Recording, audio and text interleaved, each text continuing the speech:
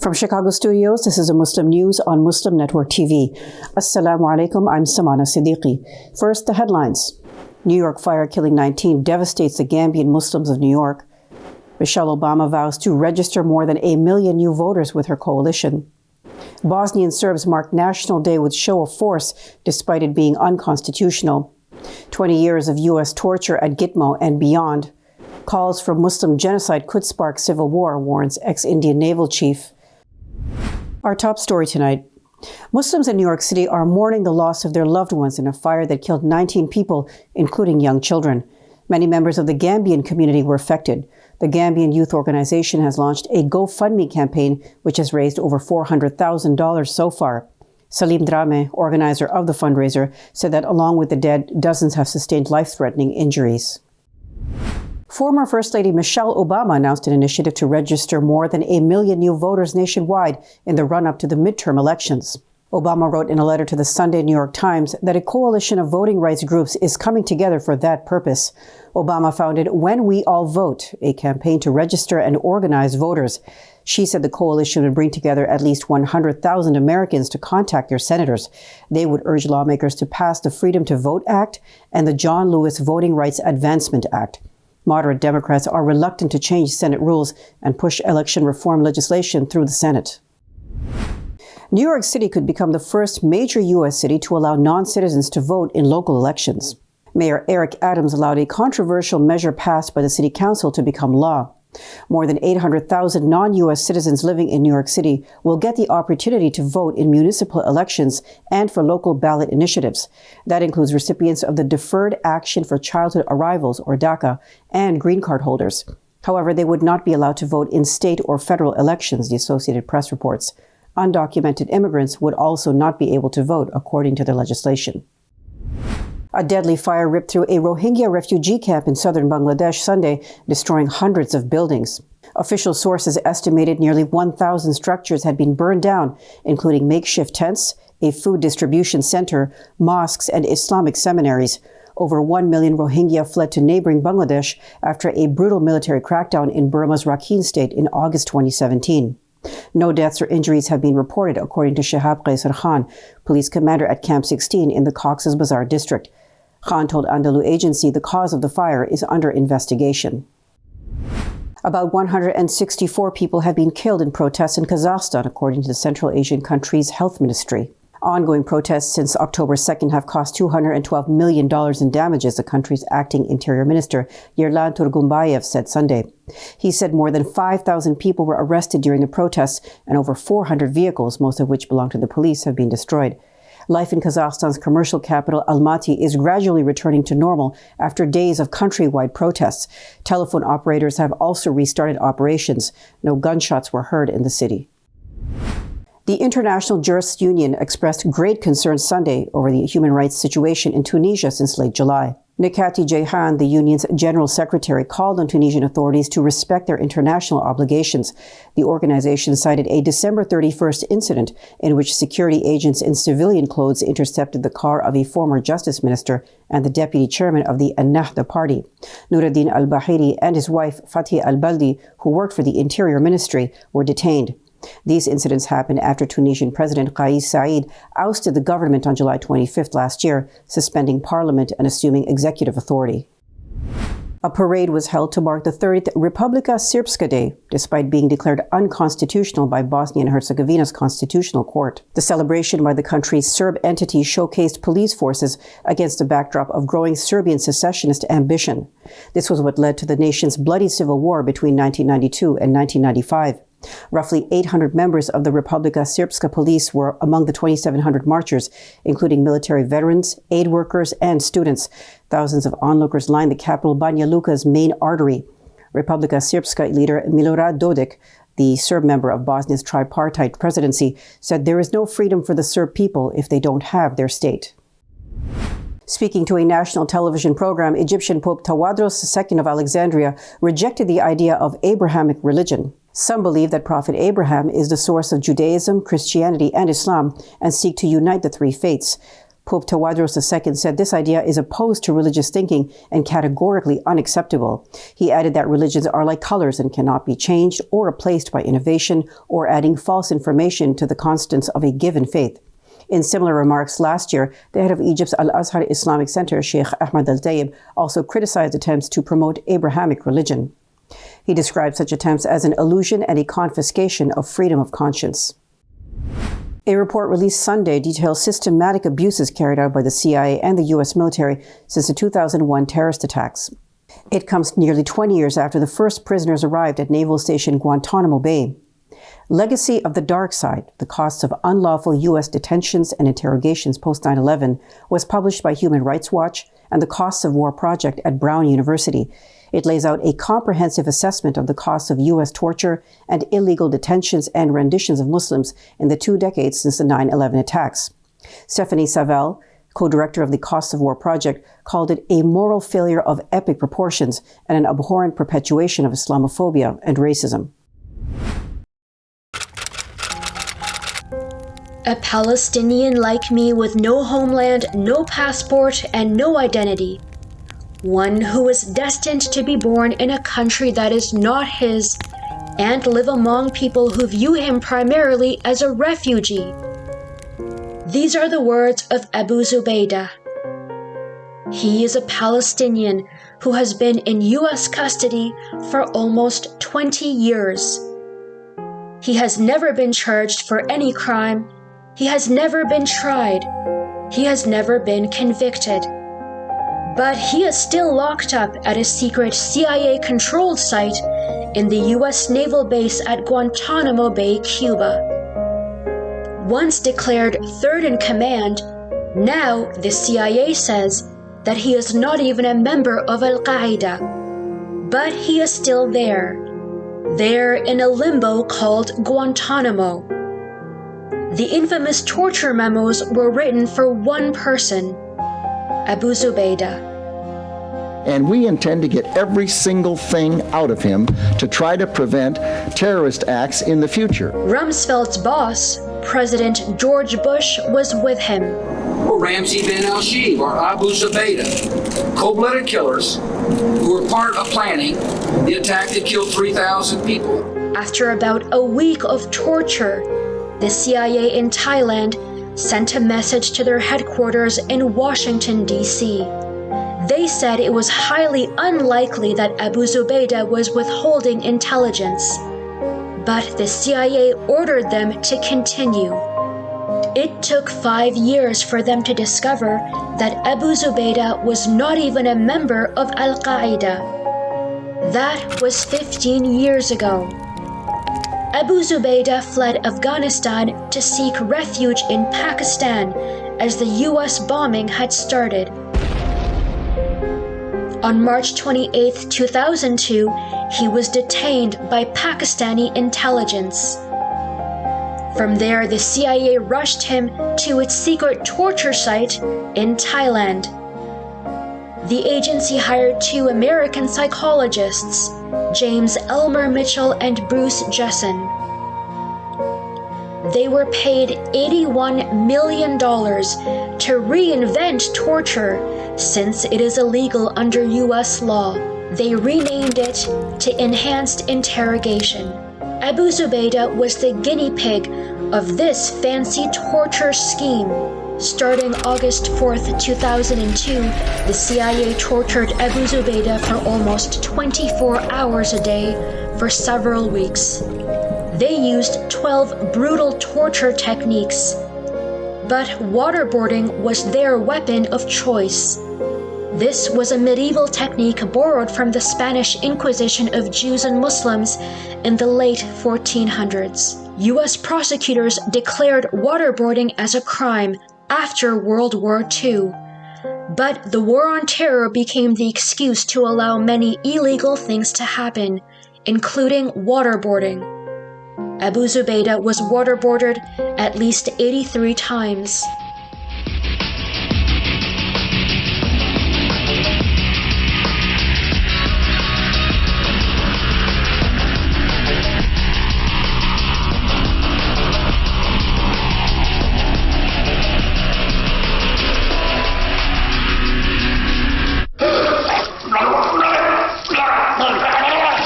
In between these torture sessions, he was often kept in one of the confinement boxes, according to the U.S. Senate report.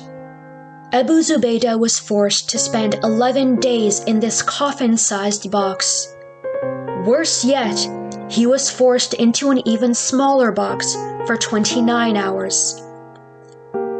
It is just 2.5 by 2.5 feet. As part of his torture, the CIA also released insects into his room, which Abu Zubaydah could not run away from since he was tied up. This is what Senator Dianne Feinstein, chair of the U.S. Senate Intelligence Committee, said. In contrast to CIA representations, detainees were subjected to the most aggressive techniques immediately.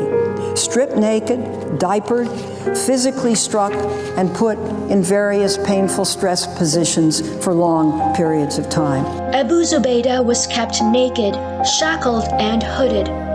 He was slammed into a concrete wall.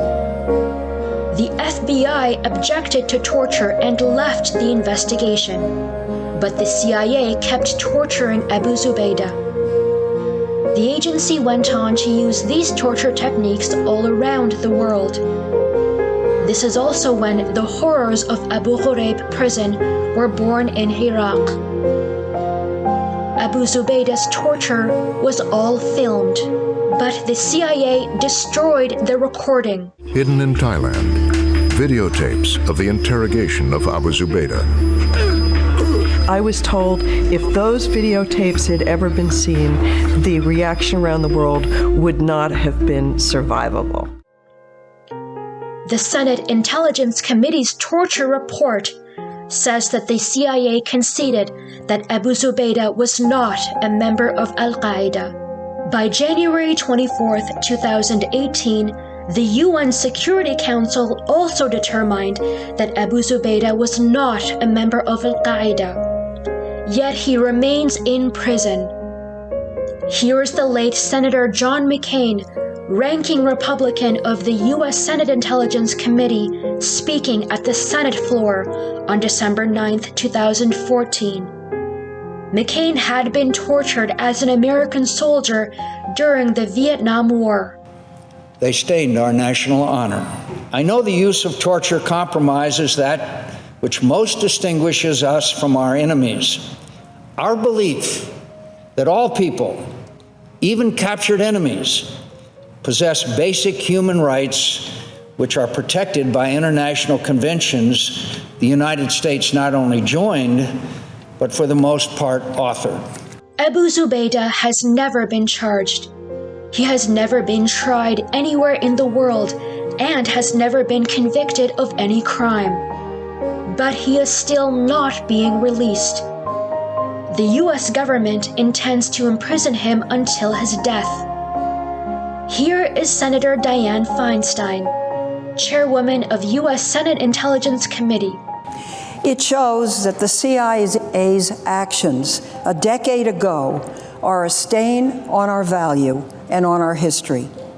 The release of this 500-page summary cannot remove that stain, but it can and does say to our people and the world that America is big enough to admit when it's wrong and confident enough to learn from its mistakes. But unfortunately, America did not learn any lessons from its mistakes.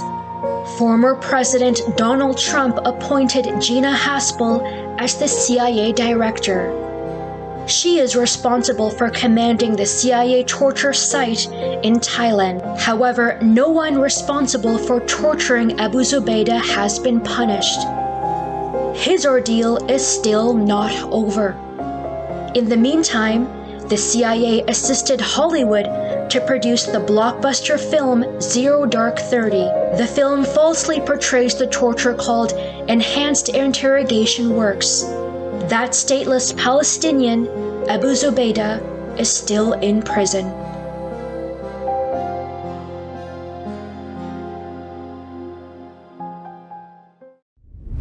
A special in-depth analysis segment is coming up later tonight, so keep watching Muslim News. An Uyghur woman was sentenced to 14 years in prison for providing religious instruction to children in her neighborhood and hiding copies of the Quran, sources said. Hasiyat Ahmed was taken from her home in China's far western Xinjiang region in the middle of the night more than 4 years ago. Ahmed has not been heard from since she was taken by authorities in May 2017, said a source who requested anonymity for fear of reprisal. She is now 57 and a resident of Manas County in Shangji Hui Autonomous Prefecture in Xinjiang. 9 years before her arrest, Hasiyat's husband was convicted of separatism charges and sentenced to life in prison in 2009, the source said. The World Health Organization has donated 6 advanced genomic sequencing machines to Iran to support monitoring of COVID-19 variants. The equipment has next-generation sequencing technology through financial support from Germany. The donation helps boost existing testing and screening capacities, particularly for the fast-circulating Omicron variant. The advancing genomic sequencing machines will equip 3 diagnostic and reference centers throughout Iran, helping to identify different variants and strains of different microbes, including the virus causing COVID-19. The Directorate of the Jerusalem Islamic WAQF said Friday Israeli authorities have rejected and prevented increasing the number of guards at Al-AQSA Mosque. Al-AQSA Mosque Director Sheikh Omar Al-Kiswani said occupation authorities are constantly seeking to deport and arrest them. This is despite a recent increase in almost daily incursions by settlers to Al-AQSA Mosque who attempt to perform Talmudic rituals and prayers there. In a statement to Arabi 21, Al-Kiswani said violations by occupation authorities and extremists are continuing against Islam's third holiest site. He added that directorate officials are moving to increase the number of guards and employees there in coordination with the Jordanian Ministry of Awqaf and Islamic Affairs. India's former naval chief and senior military commander Arun Prakash warned that the country could descend into civil war as political leaders fail to condemn calls to genocide against Muslims. Leaders of several far-right Hindu groups have called for the genocide of minorities in India. Their comments came at a 3-day hate speech conclave organized by the controversial Hindutva leader Yati Narsingh Anand in December. In an interview with The Wire, former Admiral Prakash said the silence of the nation's political leadership over these calls and ethnic cleansing is ominous. He called for outright condemnation and firm action. India is home to 200 million Muslims. Coming up next after the break is our in-depth analysis segment, so stay tuned and we'll be right back after these messages.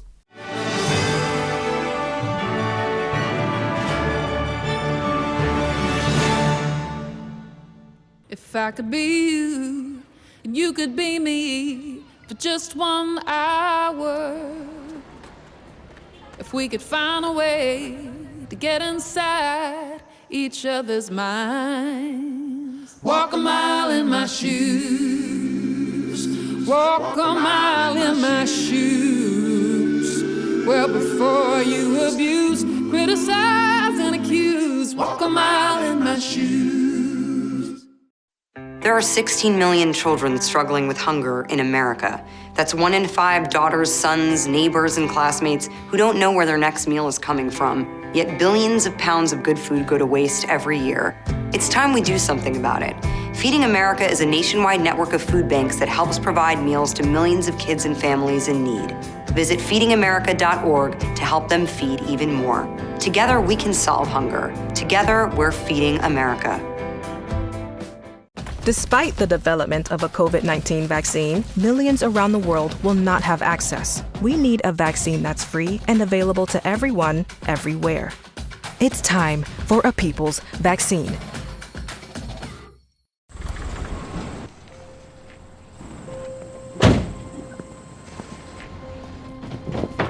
Dad, they took over my bedroom. Come on, come on. Okay, Dad.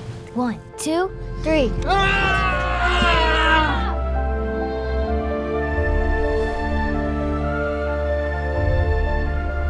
Dad!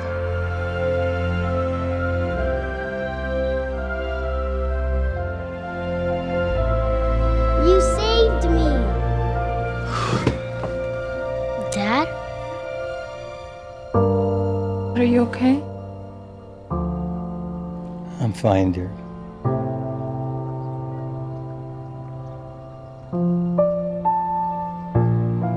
Your hero needs you now, and AARP is here to help.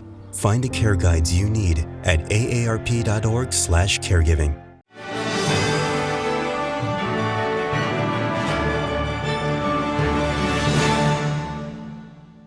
Welcome back. To discuss 20 years of U.S. torture in Gitmo, let's go to Imam Abdul Malik Mujahid. Over to you, Imam Mujahid. Thank you, Samana. America has something called indefinite detention of American citizens, which was signed into law by President Obama, who also put a note there, my administration will not implement it. But there are people who are not American citizens. That's almost all the humanity. And some of those people which we purchased by paying people, and some of them we picked up ourselves and put them somewhere between Cuba and the United States of America, thinking that is the safe place, close to home, is still there. And we have done all sorts of things. We invented new torture methods, but a whole lot of people are innocent. They have never been tried. They have never been subjected to any judicial process whatsoever. Human Rights Watch has been concerned about that, and they have issued a recent report. With us is LETTA Taylor. Welcome to Muslim Network TV. Thank you so much. It's my honor to join you today to talk about this really important and deeply disturbing topic. And I was quite interested in something you said as we were chatting before the show began, which is that you were asking, how will history judge Guantanamo and the U.S. operation of Guantanamo? And if I may, I'd like to comment on that to start with, because history will judge the United States for the continued operation of Guantanamo 20 years to the day on Tuesday, from when they first opened it to indefinitely and unlawfully detain foreign Muslim men and boys without due process and often in very abusive circumstances. This is a blight on U.S. moral authority. It's a recruitment card to armed extremist groups who can use this to fuel their arguments that the U.S. does not value Muslim life. And it is undermining the entire international human rights system. So history will very much judge the U.S. for Guantanamo. I think it will judge not only President Bush, but President Obama, who promised to close Guantanamo and failed. It will judge President Trump, who, of course, was delighted with Guantanamo. And if Joe Biden does not act soon, history will judge President Joe Biden, the current U.S. president, as well. You mentioned, Letta, a couple of times Muslim men and boys. Has America ever indefinitely detained any other people other than Muslim men and boys? That's a very good question. I think the answer is yes, in that we have seen gross, egregious violations of human rights in the detention of people of color in the U.S.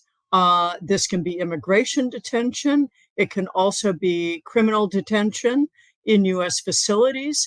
And we have seen an egregious pattern of abuse towards people of color historically in their arrest and detention operations in the United States. So I would not say that this is exclusively the U.S. is not exclusively targeting Muslims. However, in terms of its post 9/11 counterterrorism operations, overwhelmingly, those detained, those tortured, those denied due process have been Muslim. Most of them men, but also some women and some children. You mentioned children and boys.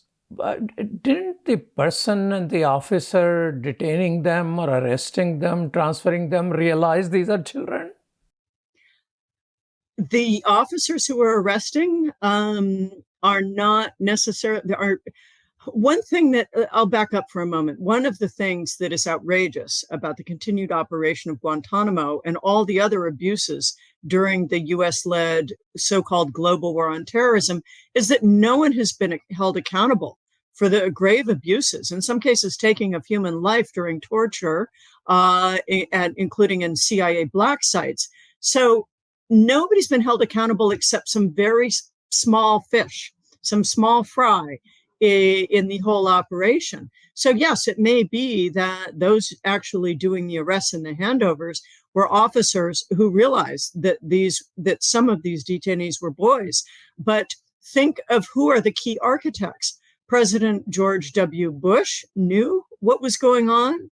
His defense secretary, Donald Rumsfeld, his vice president, Dick Cheney, his Office of Legal Counsel, they knew exactly what they were doing, and they bended themselves into a pretzel to circumvent the law to try to get away with it. And many of the abuses that they committed went up to the Supreme Court, which overturned them in part. So, yes, I think everybody knew exactly what they were doing who was involved in this despicable, horrific number of violations in the war on terror, including the unlawful detention of children. Letta, how many of the prisoners that are still in Guantanamo Bay, some have been regularly released, right? Yes, that's correct. I wouldn't say regularly. It took several years, really, for a stream of releases to begin, and that was really under President Obama. But a total of 780, mostly men, but also some boys, have passed through Guantanamo, and many were detained for months or years before they were released. There are currently 93 men who remain, and 27 of them have yet to be charged with any crime. And many of them have been in there for more than a dozen or 15 years.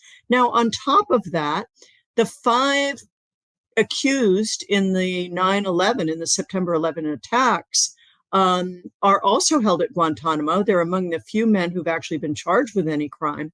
But the commissions that the U.S. has created to try them, to prosecute them, were created to really circumvent the regular U.S. legal system. And there are so many flaws in the Guantanamo military commissions that the 5 men accused of 9/11 haven't even been brought to trial yet. All of the whole case is caught up in pretrial hearings and mostly going back and forth over allegations of torture, because these defendants were tortured.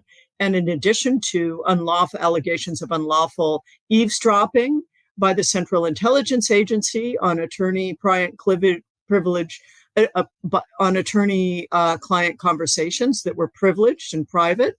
So all of this is ensnaring the effort to bring anyone who actually was responsible for the 9/11 attacks to justice. So on the one hand, you have all of these detainees who've been abused by the United States. And on the other hand, you have all of the survivors of the 9/11 attacks and the family members of those who died in the 9/11 attacks. And there were 3,000 people who died and counting, and they haven't seen justice. So nobody is coming out ahead with the continued operation of Guantanamo, except perhaps armed extremist groups that can use the injustices at Guantanamo, the continuing injustices, as a recruitment card. So Letta Taylor is with the Human Rights Watch. President after president have failed to close this. Obama wanted to. I think President Biden also wants to. But what are the factors which are stopping them from closing it down? Well, Obama himself admitted later on that he really lacked the courage to push ahead with Guantanamo, and he made choices to pursue other agendas domestically, such as trying to get national health care for all, which is, of course, a worthy cause. But it really didn't have to be one or the other. When Obama came to power, he had a majority in both houses of the U.S. Congress, that's our legislative body, and he could have pushed through far more robust reforms on counterterrorism, including, if not entirely closing Guantanamo, certainly going farther than he did. So Obama tried, but lacked the courage to keep on going. And then once he, I think, woke up to the fact that he really ought to, he didn't have a majority in Congress anymore. Biden is also dealing with a tricky political situation with the U.S. Congress, which has banned, for example, prosecutions on the domestic mainland, on U.S. soil, for trials of any of the Guantanamo detainees. However, there's plenty he could do. For example, he could prosecute through Zoom or some other video conferencing mechanism. That's what they're doing with a lot of the pretrial procedures anyway at Guantanamo. He could pursue plea agreements with the 9/11 defendants and other people who are accused, who I can't speak for them whether they'd agree or not, but they've all got lawyers. They've got excellent lawyers, and nobody's tried that. So there's a lot that he could do, and he could push hard with Congress to make a deal. I think there's plenty he could do, and he's just not so far. So we're really hoping that this new year, this 21st year of Guantanamo, will be a turning point for President Biden, and that he'll do the right thing, close Guantanamo, prosecute anyone who needs prosecution through U.S. federal courts, rather than these shams of a trial system called the military commission system at Guantanamo, and that he'll transfer the men out of Guantanamo who have yet to be charged with a crime, these 27 men.